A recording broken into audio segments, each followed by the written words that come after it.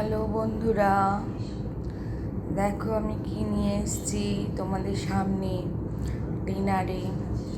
আজকে নিয়ে এসেছি পরোটা।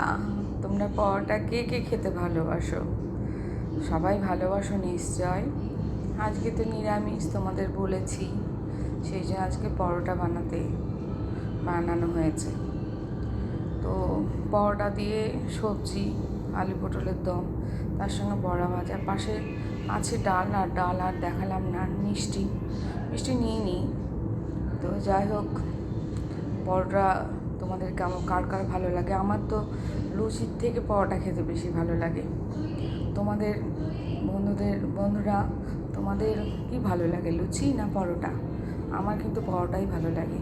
তার সঙ্গে আবার পরোটা খেলে মানে শরীর খারাপ করবে, কিন্তু